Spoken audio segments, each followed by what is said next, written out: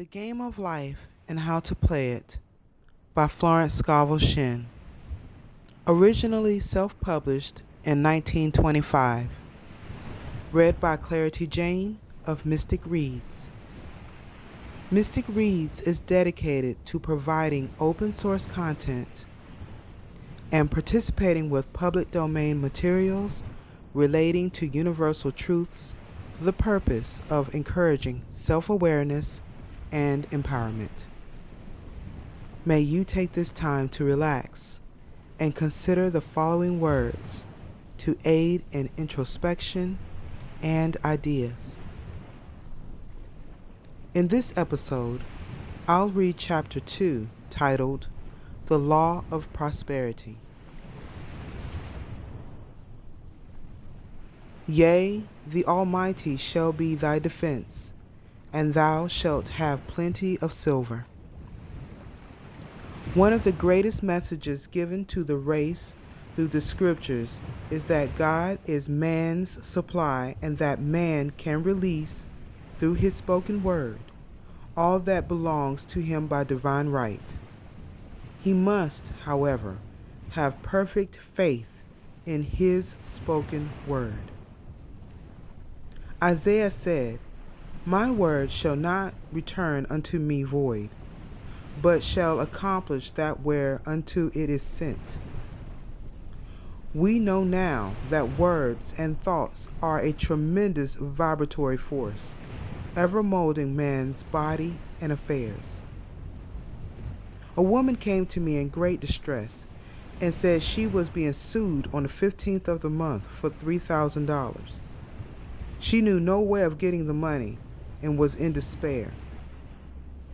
I told her God was her supply and that there is a supply for every demand. So I spoke the word. I gave thanks that the woman would receive $3,000 at the right time in the right way. I told her that she must have perfect faith and act her perfect faith. The 15th came, but no money had materialized. She called me on the phone and asked what was she to do. I replied, "It is Saturday, so they won't sue you today. Your part is to act rich, thereby showing perfect faith that you will receive it by Monday."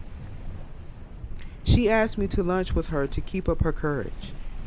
When I joined her at a restaurant, I said, "This is no time to economize. Order an expensive luncheon. Act as if you have already received the $3,000. All things whatsoever ye ask in prayer, believing, ye shall receive." You must act as if you had already received. The next morning she called me on the phone and asked me to stay with her during the day. I said, "No, you are divinely protected and God is never too late." In the evening, she phoned again, greatly excited, and said, "My dear, a miracle has happened. I was sitting in my room this morning when the doorbell rang. I said to the maid, 'Don't let anyone in.' The maid, however, looked out the window and said, 'It's your cousin with the long white beard.' So I said, 'Call him back. I would like to see him.' He was just turning the corner when he heard the maid's voice and he came back. He talked for about an hour, and just as he was leaving, he asked, 'Oh, by the way, how are finances?' I told him I needed the money, and he said, 'Why, my dear, I will give you $3,000 the first of the month.' I didn't like to tell him I was going to be sued. What shall I do? I won't receive it till the first of the month, and I must have it tomorrow. I said, 'I'll keep on treating.' I said, 'Spirit is never too late. I give thanks that she has received the money on the invisible plane and that it manifests on time.' The next morning, her cousin called her up and said, 'Come to my office this morning, and I will give you the money.' That afternoon, she had $3,000 to her credit in the bank, and wrote checks as rapidly as her excitement would permit. If one asks for success and prepares for failure, he will get the situation he has prepared for. For example, a man came to me asking me to speak the word that a certain debt would be wiped out. I found he spent his time planning what he would say to the man when he did not pay his bill, thereby neutralizing my words. He should have seen himself paying the debt. We have a wonderful illustration of this in the Bible, relating to the 3 kings who were in the desert, without water for their men and horses. They consulted the prophet Elisha, who gave them this astonishing message. Thus saith the Lord, Ye shall not see wind, neither shall ye see rain, yet make this valley full of ditches. Man must prepare for the thing he has asked for when there isn't the slightest sign of it in sight. For example, a woman found it necessary to look for an apartment during the year when there was a great shortage of apartments in New York. It was considered almost an impossibility, and her friends were sorry for her and said, "Isn't it too bad you'll have to store your furniture and live in a hotel?" She replied, "You needn't feel sorry for me. I'm a Superman, and I'll get an apartment." She spoke the words, "Infinite Spirit, open the way for the right apartment." She knew there was a supply for every demand, and that she was unconditioned, working on the spiritual plane, and that one with God is a majority. She had contemplated buying new blankets when the tempter, the adverse thought or reasoning mind, suggested, "Don't buy the blankets. Perhaps, after all, you won't get an apartment and you'll have no use for them." She promptly replied to herself, "I'll dig my ditches by buying the blankets." So she prepared for the apartment, acted as though she already had it. She found one in a miraculous way, and it was given to her although there were over 200 other applicants. The blankets showed active faith. It is needless to say that the ditches dug by the 3 kings in the desert were filled to overflowing. Read 2 Kings. Getting into the spiritual swing of things is no easy matter for the average person. The adverse thoughts of doubt and fear surge from the subconscious. They are the army of the aliens which must be put to flight. This explains why it is so often darkest before the dawn. A big demonstration is usually preceded by tormenting thoughts. Having made a statement of high spiritual truth, one challenges the old beliefs in the subconscious, and error is exposed to be put out.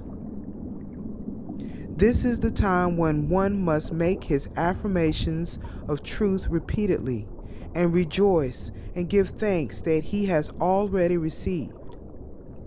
Before ye call, I shall answer. This means that every good and perfect gift is already man's awaiting his recognition. Man can only receive what he sees himself receiving. The children of Israel were told that they could have all the land they could see. This is true of every man. He has only the land within his own mental vision. Every great work, every big accomplishment has been brought into manifestation through holding to the vision, and often just before the big achievement comes apparent failure and discouragement. The children of Israel, when they reached the promised land, were afraid to go in, for they said it was filled with giants who made them feel like grasshoppers. And there we saw the giants, and we were in our own sight as grasshoppers. This is almost every man's experience. However, the one who knows spiritual law is undisturbed by appearance and rejoices while he is yet in captivity. That is, he holds to his vision and gives thanks that the end is accomplished, he has received. Jesus Christ gave a wonderful example of this. He said to his disciples, "Say not ye, there are yet 4 months, and then cometh the harvest? Behold, I say unto you, lift up your eyes and look on the fields, for they are ripe already to harvest." His clear vision pierced the world of matter, and he saw clearly the fourth dimensional world, things as they really are, perfect and complete in divine mind. So man must ever hold the vision of his journey's end and demand the manifestation of that which he has already received. It may be his perfect health, love, supply, self-expression, home, or friends. They are all finished and perfect ideas registered in divine mind, man's own superconscious mind, and must come through him, not to him. For example, a man came to me asking for treatments for success. It was imperative that he raise within a certain time $50,000 for his business. The time limit was almost up when he came to me in despair. No one wanted to invest in his enterprise, and the bank had flatly refused a loan. I replied, "I suppose you lost your temper while at the bank, therefore your power. You can control any situation if you first control yourself. Go back to the bank," I added, "and I will treat." My treatment was, "You are identified in love with the spirit of everyone connected with the bank. Let the divine idea come out of the situation." He replied, "Woman, you are talking about an impossibility. Tomorrow is Saturday. The bank closes at 12, and my train won't get me there until 10, and the time limit is up tomorrow. And anyway, they won't do it. It's too late." I replied, "God doesn't need any time and is never too late. With him, all things are possible." I added, "I don't know anything about business, but I know all about God." He replied, "It all sounds fine when I sit here listening to you, but when I go out, it's terrible." He lived in a distant city, and I did not hear from him for a week. Then came a letter. It read, "You were right. I raised the money and will never again doubt the truth of all that you told me."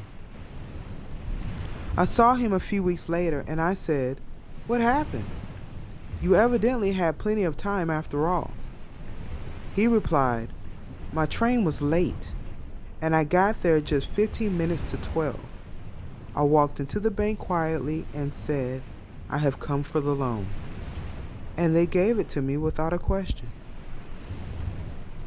It was the last 15 minutes of the time allotted to him, and Infinite Spirit was not too late.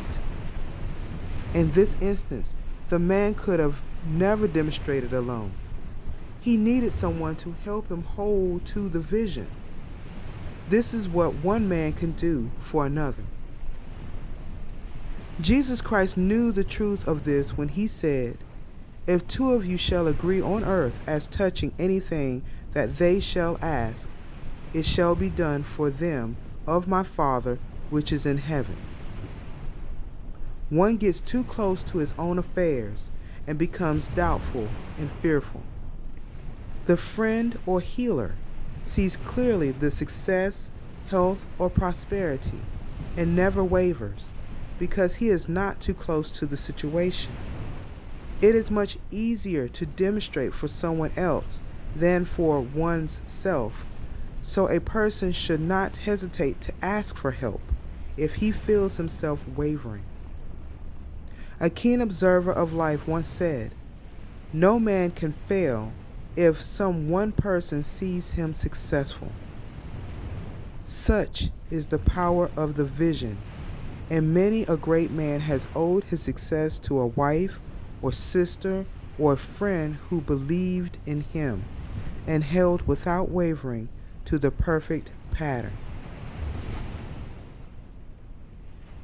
This concludes the reading of Chapter 2, titled The Law of Prosperity, from Florence Scovel Shinn's The Game of Life and How to Play It, read by Clarity Jane of MysticReads. Thank you for listening. I invite you to like, share, comment, and/or subscribe to keep listening to subsequent chapters and other works like this made available on this channel. Your support is greatly appreciated. Until next time and beyond, stay gifted.